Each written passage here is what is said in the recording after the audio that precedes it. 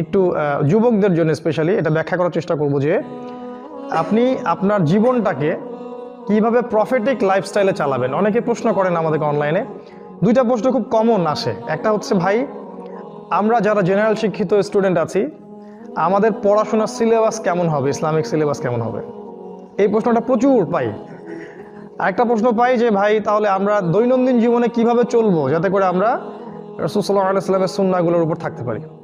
আজকে একটা প্রশ্ন নিয়ে কথা বলছি শুধু, যে আমরা কিভাবে চলাফেরা করলে আমাদের 24 ঘন্টায় উসওয়াতুল হাসানার অনুসরণ হবে এবং আমরা ব্যাপক নেকি অর্জন করব, পুরো 24 ঘন্টায় ইবাদতে কাটাবো ইনশাআল্লাহ।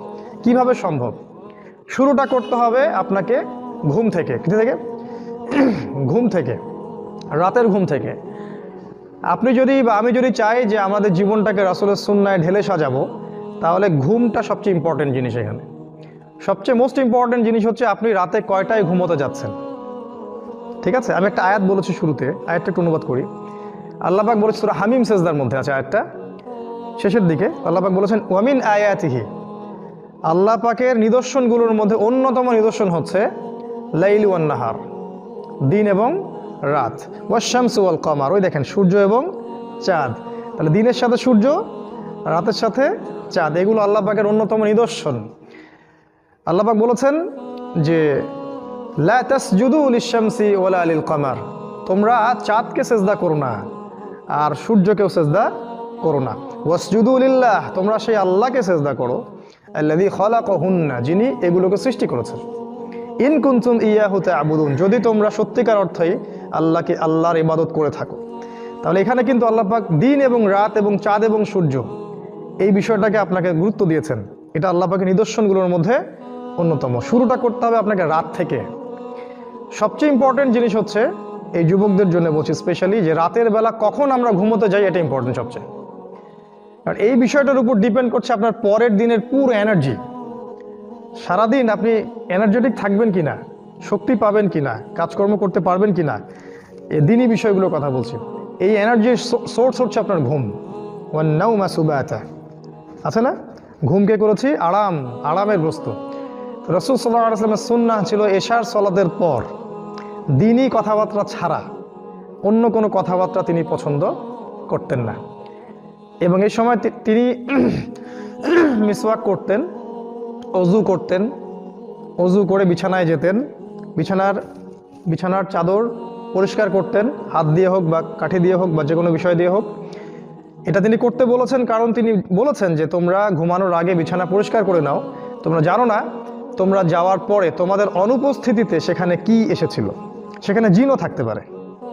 তো এই জিনের কনসেপ্ট অবশ্যই গডলেস ওয়ার্ল্ড বিশ্বাস করে না, কিন্তু জিনকে অনুসরণ ঠিকই করছে ওরা আর কি। যাই হোক, তো এই বিছানাটা পরিষ্কার করা, তারপরে ওযু তো করে আসলেন, এবারে আপনার দায়িত্ব হচ্ছে সূরা মুলক তেলাওয়াত করা। যদি সূরা মুলক মুখস্থ করে ফেলতে পারেন খুব ভালো হয়, কারণ আল্লাহ রাব্বুল আলামিন তার রাসূলের মাধ্যমে জানিয়েছেন যে সূরাতুল মুলক কিয়ামতের মাঠে বান্দার পক্ষে ঝগড়া করবে, আল্লাহর সাথে ঝগড়া করবে। আল্লাহ এই সূরা এই বান্দা পাঠ করতো, তুমি তাকে মাফ করে দাও। তো কোরআন আল্লাহর সাথে ঝগড়া করবে। নবীজি বলেছেন যখন বান্দাকে কবরে শোয়ানো হবে, আযাবের ফেরেশতা যখন পায়ের দিক থেকে আসতে থাকবে, সূরা মুলক সেখানে দাঁড়িয়ে যাবে এবং বলবে এদিক থেকে তোমাদের যাওয়ার কোনো জায়গা নেই। কবরের আযাব থেকে আপনাকে ইনশাআল্লাহ সূরা মুলক বাঁচাতে পারবে। আজকে আমরা ইশার সালাতে যে সূরাটা পড়েছি প্রথম রাকাতে, এই সূরার কথা বলছি, তাবারাকাল্লাযী বিয়াদিহিল মুলক ওয়া হুয়া আলা কুল্লি শাইইন কাদির। অর্থসহ পড়লেই বুঝতে পারবেন কেন এই সূরা আপনাকে কবরের আযাব থেকে বাঁচাবে ইনশাআল্লাহ। এরপরে পড়বেন সূরা ফালাক, নাস, ইখলাস। 3 বার করে পড়তে হয়। হাত দুটোকে একত্রিত করে নিয়ে ফু দিয়ে মাথা থেকে গায়ের যতদূর পর্যন্ত পারেন মাসাহ করবেন। এই কাজটা কেন করতে হয় জানেন? কারণ যখন আমরা ঘুমাই তখন শয়তান আমাদের ঘাড়ে 3টা গিট দেয়, হাদিসে আছে না? প্রথম গিট দিয়ে বলে যে ঘুমাও, তোমার সামনে লম্বা রাত। আবার দেয় ঘুমাও, তোমার সামনে লম্বা রাত, ঘুমাও, তোমার সামনে লম্বা রাত। এই যে 3 বার আপনি গাটাকে মাসাহ করলেন, ঘুম থেকে ওঠার সময় আপনার মধ্যে কোনো অলসতা কাজ করবে না, ওই গিট কেটে যাবে ইনশাআল্লাহ এই সূরার বরকতে। এই জন্য এটাও 3 বার, কারণ শয়তানের গিটও 3 বার। তারপরে সূরাতুল কাফিরুন পড়তে হয়। নবীজি বলেছেন যে ব্যক্তি সূরা কাফিরুন পড়বে ঘুমোতে যাওয়ার সময়, সে ব্যক্তিকে আল্লাহ শিরক থেকে বাঁচিয়ে রাখবেন। আর আপনারা জানেন যে শিরক সবচেয়ে বড় পাপ। কারণ আমল নামা একটা শিরিক থাকলে কি হবে, আমল নামা বাতিল হয়ে যেতে পারে। আল্লাহ পাক বলেছেন যে আল্লাহ পাক শিরিকের গুনাহ ছাড়া বাকি সব গুনাহ তিনি মাফ করতে পারেন, শিরিকের গুনাহ ছাড়া। এরপরে আছে আয়াতুল কুরসি। ওই যে আবু হুরায়রা রাদিয়াল্লাহু আনহু হাদিসটা, যে তাকে আল্লাহ রসুল মাল পাহারা দিতে বললেন না, গনিমতের মাল, চোর এসে চুরি করে নিয়ে গেল, তারপরের রাতে আবার আসলো, তারপরের রাতে আবার আসলো, তিনি ছেড়ে দিলেন। এক পর্যায়ে চোর কি বলল, যে আমি তোমাকে একটা আমল শিখিয়ে দিচ্ছি যেটা করলে কোনো শয়তান তোমার ধার কাছে আসতে পারবে না। তখন তিনি তো আমলের আগ্রহী ছিলেন, সাহাবায়ে কেরাম শিখতে চাইলেন, তো ইবলিস শিখিয়ে দিল যদি আয়াতুল কুরসি রাতের বেলা তেলাওয়াত করো শয়তান তোমার কাছে আসতে পারবে না ইনশাআল্লাহ। নবী সাল্লাল্লাহু আলাইহি ওয়াসাল্লাম পরের দিন ফজরের সময় আবু হুরায়রা রাদিয়াল্লাহু আনহুকে বলছেন, তোমার রাতের সাথীর কি খবর? খবর তো নবীর কাছে পৌঁছে গেছে আগে থেকে, তাই না? তো আবু হুরায়রা রাদিয়াল্লাহু আনহু বললেন, ইয়া রাসূলুল্লাহ, আমি তোকে ছেড়ে দিয়েছি, ও তো আমাকে একটা আমল শিখিয়ে দিয়েছে। কি আমল? যে এই আমল। রাসূল সাল্লাল্লাহু আলাইহি ওয়াসাল্লাম বললেন যে সে এই কথাটা সত্য বলেছে, যদিও সে বেশিরভাগ কথাই মিথ্যা কথা বলে, এবং সে ছিল ইবলিস। এর আরেকটা দলিল আছে, ভালো জিনিস যেখানেই আছে আপনাকে নিতে হবে। ভালো মধু যেখানে আছে আপনাকে নিতে হবে মধু, বুঝতে পারেন নাই? ইবলিস শিখিয়ে দিয়েছে আয়াতুল কুরসি রাতের বেলা পাঠ করলে শয়তান আসতে পারবে না। কে শিখাই দিছে? ওই ওই ওই ওই আমলটা আমরা নেই নাই, আমল করছি না, মাশাআল্লাহ। আয়াতুল কুরসি পাঠ করাটা সারা রাত একজন ফেরেশতা আপনাকে পাহারা দিবে ইনশাআল্লাহ আল্লাহর পক্ষ থেকে। এরপরে আছে খুব ইম্পর্টেন্ট, এটা হচ্ছে সূরা বাকারার শেষ 3 আয়াত অথবা শেষ 2 আয়াত, যেটাই পড়েন। আল্লাহ রাসূল সাল্লাল্লাহু আলাইহি ওয়াসাল্লাম বলেছেন সারা রাতের জন্য যথেষ্ট, মানে সারা রাতের বিপদ আপদ বালা মুসিবত আপনাকে স্পর্শ করবে না ইনশাআল্লাহ। আরেকটা অর্থ হতে পারে যে সারা রাত তাহাজ্জুদ পড়লে যে নেকিটা হতো, এই নেকিটা আপনি পাবেন এই শেষের 2 আয়াত তেলাওয়াত করার মধ্য দিয়ে। নবী সাল্লাল্লাহু আলাইহি ওয়াসাল্লাম বলেছেন এই সূরার প্রত্যেকটা অক্ষরে, শেষের এই যে 3টা আয়াত, প্রতিটা অক্ষরের মধ্যে নূর আছে, আলো আছে। এই আয়াতগুলো পৃথিবীতে নাজিল হয়নি। কোথায় নাজিল বলতে পারবেন কেউ? কোথায় নাজিল হয়েছে? ওই যে আল্লাহ পাকের সাথে দেখা করতে গেলেন রাসূল সাল্লাল্লাহু আলাইহি ওয়াসাল্লাম, তখন মেরাজে কয়টা হাদিয়া দিয়েছেন আল্লাহ পাক? 3টা হাদিয়া। একটা হচ্ছে যে 50 ওয়াক্ত সালাত, যেটা আমরা পড়ি এখন 5 ওয়াক্ত, তাও 90% মুসলিম পড়ে না, নাউজুবিল্লাহ। আরেকটা হচ্ছে আমার উম্মতের, তোমার উম্মতের মধ্যে কেউ শিরিক না করলে আমি তাকে মাফ করে দিব। আল্লাহ পাক কথা দিয়েছেন, যত বড় পাপই হোক না কেন আল্লাহ পাক ইনশাআল্লাহ মাফ করে দিবেন, যদি আল্লাহর সাথে জড়িত পাপ থাকে। আর বান্দার সাথে হলে পরিশোধ করতে হবে ওইটা। আরেকটা হচ্ছে এই যে সূরা বাকারার শেষের 3 আয়াত বা 2 আয়াত, এটা অর্থসহ পড়বেন। এটা পড়ার পরে আপনি এই যে 33 বার সুবহানাল্লাহ, 33 বার আলহামদুলিল্লাহ আর 34 বার আল্লাহু আকবার পড়তে পড়তে ঘুমিয়ে যাবেন। মনে আছে ওই হাদিসটা? আলী রাদিয়াল্লাহু আনহুর স্ত্রী ফাতিমা রাদিয়াল্লাহু আনহা জান্নাতে কি হবেন তিনি? মাশাআল্লাহ। উনি এত কষ্ট করে জীবনযাপন করতেন দুনিয়ার জীবনটা, তার ঘরে কোনো দাসী ছিল না, দাসীবাদী ছিল না। কাজ করতে করতে হাতে অনেক সময় কড়া পড়ে যেত। তিনি একসময় রাসূল সাল্লাল্লাহু আলাইহি ওয়াসাল্লামের কাছে গিয়ে আরজি করলেন, ইয়া রাসূলুল্লাহ, আমাকে একটা দাসী দেন বা একটা দাস উপহার দিন, হাদিয়া দিন। বাবার কাছে মেয়ে চাইতে পারে না, কিন্তু রাসূল সাল্লাল্লাহু আলাইহি ওয়াসাল্লাম মেয়েকে কি শিক্ষা দিচ্ছেন দেখেন। তিনি তখন দাসী দিলেন না, বাসায় ফিরে যেতে বললেন। পরে আলী রাদিয়াল্লাহু আনহু আসলেন, তিনি তাকেও বাসায় ফেরত পাঠালেন। এবার শ্বশুর, উনি তো শ্বশুর এখন, উনি তাদের ঘরে ঢুকছেন রাত্রেবেলা। আলী রাদিয়াল্লাহু আনহু বলেছেন রাসূল সাল্লাল্লাহু আলাইহি ওয়াসাল্লাম আমাদের ঘরে ঢুকলেন, আমাদের বিছানার উপরে এসে বসলেন, চিন্তা করেন। এবং আলী রাদিয়াল্লাহু আনহু বলেছেন তার পায়ের যে ঠান্ডা অংশটা ছিল এটা আমি আমার বুকের মধ্যে স্পর্শ করতে পারছিলাম। চিন্তা করে দেখেছেন? তা আমরা তো শ্বশুর এখন মেয়ের ঘরে ঢুকতে লজ্জা পাই, তাই না? বাবা জামাই এবং মেয়ের ঘরে ঢুকলো এবং ওই বিছানার উপরেই উঠে বসলেন, বসে বললেন যে তোমরা তো দাসী চেয়েছিলে, আমি কি অন্য কিছু শিখিয়ে দিব যেটা দাসীর চেয়ে উত্তম হবে? তখন তারা তো অবশ্যই বললেন হ্যাঁ ইয়া রাসূলুল্লাহ, শিখিয়ে দিন। তো তিনি বললেন রাতে ঘুমানোর সময় যদি তোমরা 33 বার সুবহানাল্লাহ, 33 বার আলহামদুলিল্লাহ আর 34 বার আল্লাহু আকবার পড়তে পারো, তোমাদের দাসীর প্রয়োজন হবে না। তো আলেম ওলামারা বলেছেন যে এই আমলটা যারা নিয়মিত করে আর কি, তাদের শরীরে শক্তি আসে, ফিজিক্যালি স্ট্রেংথ আসে এবং অলসতা আসে না, তারা অনেক কাজ করতে পারে। এইভাবে রাতটা আপনি শুরু করলেন, রাতে তাড়াতাড়ি ঘুমোতে গেলেন, রাতের সুন্নাহগুলো অ্যাপ্লাই করলেন, এবার আপনি ঘুমোচ্ছেন। ঘুমের মধ্যে আপনি স্বপ্ন দেখতে পারেন, স্বপ্ন দেখতে পারেন। মনে রাখবেন শেষ জামানায় মুমিনদের স্বপ্ন বেশি বেশি সত্য হবে, এটা মনে রাখবেন। শেষ জামানার মুমিনদের স্বপ্ন কিন্তু বেশি বেশি সত্য হবে, এটা হাদিসে এসেছে। যদি ভালো স্বপ্ন দেখেন প্রিয় ব্যক্তিকে বলবেন, ভালো স্বপ্ন আল্লাহর পক্ষ থেকে মানুষ দেখে। আর যদি খারাপ স্বপ্ন দেখেন কাউকে বলবেন না, বরং বাম দিকে 3 বার থুতু ফেলবেন, আউযু বিল্লাহি মিনাশ শাইতানির রাজিম পড়ে বাম দিকে 3 বার থুতু ফেলে পাশ পরিবর্তন করে ঘুমাবেন। এরপর আপনি ফজরে উঠছেন, রাতে উঠছেন, চেষ্টা করব আমরা, আল্লাহ পাক তৌফিক দান করুন আপনাকে এবং আমাকে সবাইকেই, যেন আমরা অ্যাটলিস্ট ফজরের 1 ঘন্টা আগে উঠতে পারি, বা অ্যাটলিস্ট ফজরের আধা ঘন্টা আগে যেন উঠতে পারি। উঠে ফ্রেশ হয়ে আপনার প্রথম কাজ কি? তখন দোয়া পড়া। ঘুম থেকে উঠলেন, উঠে ঘুমের যে রেস্টটা আছে সেটা হাত দিয়ে দূর করতে হয়, চোখ মুছে পরিষ্কার করতে হয়। এরপর আপনি কাপড় চেঞ্জ করতে পারেন, অন্য কাজগুলো করলেন, মিসওয়াক করবেন, এই সময় মিসওয়াক করাটা সুন্নাহ। তারপর ওযু করলেন, ওযু করে টয়লেট করলেন, টয়লেট করে ওযু করলেন, সেখানে দোয়া পড়লেন। কি দোয়া?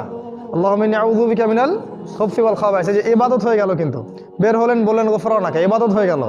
তারপর ওযু করলেন, বিসমিল্লাহ বলে শুরু করলেন, ওযু শেষ করে কি পড়লেন? আশহাদু আল্লা ইলাহা ইল্লাল্লাহ ওয়া আশহাদু আন্না মুহাম্মাদান আবদুহু ওয়া রাসূলুহু। এই যে ইবাদত হয়ে গেল। এবার আপনি চেষ্টা করবেন 2 রাকাত, 4 রাকাত, 6 রাকাত, যতটুকু রাকাত সম্ভব হয় তাহাজ্জুদের সালাহ পড়ার জন্য। আল্লাহ পাক আমাকে এবং আপনাকে তৌফিক দান করুন, আল্লাহুম্মা আমিন। এই সময়টা দোয়া কবুলের সময়। এই সময় বান্দা যা চাইবে ইনশাআল্লাহ সে পাবে। রিজিক যদি হালাল হয়, আকীদায় শিরক না থাকে, আমলে বিদআ না থাকে, ইনশাআল্লাহ সে ব্যক্তি যা চাইবে আল্লাহ পাক তাকে তা দান করবেন ইনশাআল্লাহ। এই হলো আপনার শেষ রাতের ব্যাপার। আল্লাহ রাব্বুল আলামিন বলেছেন, এখানে আল্লাহ পাক প্রথম আকাশে নেমে আসেন, আহ্বান করতে থাকেন যে কার কোন হাজত আছে আমাকে বললে আমি সেই হাজত পূর্ণ করব। কেউ যদি ক্ষমা চায় আমি ক্ষমা করে দিব, কেউ যদি আমাকে ডাকে আমি তার ডাকে সাড়া দিব। এভাবে আল্লাহ পাক বলতেই থাকেন ফজর পর্যন্ত। তারপরে আসলেন আপনি ফজরের জামাতে। এটা খুব ইম্পর্টেন্ট, ফজরের নামাজের জামাত সবচেয়ে বেশি ইম্পর্টেন্ট। দিনের যে কাজটা সবচেয়ে গুরুত্ব দিবেন সেটা হলো ফজরের নামাজ। কোনো কারণে যদি অন্য কোনো ওয়াক্তের নামাজ আপনার ইনকেস ছুটে গেছে বা জামাত পান নাই, তার চেয়ে বেশি গুরুত্বপূর্ণ হচ্ছে ফজরের নামাজটা আপনি পড়তে পেরেছেন কিনা। সলাতে আসলেন, ফজরের নামাজটা হবে 3G 4G স্পিডের না। কথা বুঝতে পারেননি? নামাজটা এখন অনেক রকম হয়েছে, 1G 2G 3G 4G, সামনে 5Gও হবে। মানে নামাজে দাঁড়ালে মনে হয় সব ব্যস্ততা নামাজেই, মানে পেশাব পায়খানার চাপ নিয়ে নামাজ পড়তেছে, ভাবটা এমনি এরকম আর কি। এত দ্রুত নামাজ পড়ে যে রুকু করলে সেজদা পাই না, এক সেজদা করলে এক সেজদা পাই না। অনেক মসজিদে এই অবস্থা, আপনারা জানেন না আমার চেয়ে ভালো বিষয়টা। তো এভাবে না, সলাতে রাসূল সাল্লাল্লাহু আলাইহি ওয়াসাল্লাম ফজরের নামাজ লম্বা করতেন, ইসফার করে, মানে লম্বা করে, মিনিমাম 50-100 আয়াত পড়তেন। আচ্ছা 100 আয়াত না পড়ি, মিনিমাম 20-30 আয়াত তো পড়া যায়, 1 পৃষ্ঠা 2 পৃষ্ঠা তো পড়া যায়। লম্বা করে পড়লেন, ফজরের নামাজ পড়ার পর আপনি তাসবিহ তাহলিল করলেন। ও নামাজে একটা বিষয় বলি, নামাজের তারতিলটা রক্ষা করার সাথে সাথে সেজদায় একটু দোয়া করার চেষ্টা করবেন। ইমামদের উচিত একটু সময় দেয়া, কারণ সেজদা হচ্ছে দোয়া কবুলের সবচেয়ে কাছাকাছি জায়গা। এত কাছে বান্দা আল্লাহর যেতে পারে না যতটা সেজদায় বান্দা আল্লাহর কাছে যায়। এই সময় আপনি আরবি দিয়ে দোয়া করতে পারেন ফরজ নামাজে, আল্লাহুম্মা আতিনা ফিদ দুনিয়া হাসানা ওয়া ফিল আখিরাতি হাসানা ওয়া কিনা আযাবান নার, আল্লাহুম্মা আইন্নি আলা যিকরিকা ওয়া শুকরিকা ওয়া হুসনি ইবাদাতি। কত দোয়া আছে, কত দোয়া আছে। আল্লাহুম্মা হাবলি মিনাস সালিহিন, আল্লাহুম্মা বারিক লানা ফিমা আতাইতানা। যত দোয়া আছে আপনার জানা, আপনি সিজদায় করবেন, ইনশাআল্লাহ কবুল হয়ে যাবে। দেখেন, একজন হুজুরকে গিয়ে বললেন, হুজুর আমার বাসায় এসে আমার জন্য দোয়া করে দেন, এটা কবুল হওয়ার চান্স 10% বা 5% বা তারও কম, বা নাও হতে পারে। কারণ ওই হুজুর কত মনোযোগ দিয়ে দোয়া করছে আপনি তো বুঝেন নাই। কিন্তু আপনি যখন সেজদায় আপনার মনের আবেগটা ঢেলে দিয়ে আল্লাহর সামনে দোয়া করবেন, এটাই আল্লাহ চাচ্ছেন দেখতে, যে আপনি চোখের পানি ঢেলে দিয়ে আল্লাহর কাছে দোয়া করতে পারেন কিনা। নামাজ শেষ, এখন তাড়াহুড়া করে চলে যাওয়া সুন্নাত না, নামাজের পরে বসে থাকতে হয়। এবং ফজরের পরের এই বরকতময় সময়টা বসে বসে আল্লাহ পাকে জিকির করতে হয়। প্রচুর জিকির আছে, আমার তো মনে হয় 50-60টার মতো জিকির আছে ফজরের পরে করতে হয়। খুব ইম্পর্টেন্ট কয়েকটা বলছি। এই যে আয়াতুল কুরসি আপনি ফজরের নামাজের পরে পাঠ করলে কি হবে? মৃত্যু ছাড়া আপনার জান্নাতে যাওয়ার কোনো বাধা নাই। একটা হাদিস এসেছে, প্রত্যেক ফরজ নামাজের পরে যারা আয়াতুল কুরসি পড়বে, মৃত্যু ছাড়া ওদের জান্নাতে যাওয়ার কোনো বাধা থাকবে না ইনশাআল্লাহ। এরপরে আছে ওই যে সুবহানাল্লাহ, আলহামদুলিল্লাহ, আল্লাহু আকবার, তাসবিহগুলো আছে। তারপরে আউযু বিকালিমাতিল্লাহি তাম্মাতি মিন শাররি মা খালাক 3 বার পড়তে হয়। কি হবে পড়লে? হঠাৎ বিপদ আপদ হবে না আপনার ইনশাআল্লাহ, হঠাৎ করে বিপদ আপদে পড়বেন না ইনশাআল্লাহ। আর একটা খুবই ইম্পর্টেন্ট এবং শক্তিশালী দোয়া আছে, বিসমিল্লাহিল্লাযী, জানেন তো এটা? লা ইয়াদুররু মা ইসমিহি শাইউন ফিল আরদি ওয়ালা ফিস সামাই ওয়া হুয়া সামিউন আলিম। সকাল থেকে সন্ধ্যা পর্যন্ত আপনি নিরাপদ। আল্লাহ পাক আপনাকে হেফাজত করবেন সমস্ত বালা মুসিবত থেকে ইনশাআল্লাহ। এই যে করোনা টরোনা যাই বলেন, দোয়ার উপর কিছু নাই। প্রথম থেকে একটা কথা বলেছিলাম একদম শুরু থেকেই, যে কোরআন এই কোরআন তিলাওয়াত যে বেশি বেশি করে করতে পারবে, তাকে যদি ইফেক্টও করে সে শিফা হয়ে যাবে ইনশাআল্লাহ। আল্লাহ পাক সূরা বনী ইসরাঈলে বলে দিয়েছেন কথাটা। সূরা বনী ইসরাঈলের মধ্যে বলা আছে কথাটা যে ওয়াইদা করাতাল কোরআন, যখন তুমি কোরআন তেলাওয়াত করবে হে নবী, জাআলনা বাইনাকা ওয়া বাইনাল্লাযিনা লা ইউমিনুনা বিল আখিরাহ হিজাবাম মাসতুরা, যখন তুমি কোরআন তেলাওয়াত করবে তখন তোমার মাঝখানে এবং ওই আল্লাহহীন সভ্যতার মাঝখানে আমি একটা অদৃশ্য পর্দা স্থাপন করে দেব, নিরাপত্তার পর্দা স্থাপন করে দেব। ওখান থেকে কোনো ক্ষতি আপনাকে স্পর্শ করতে পারবে না।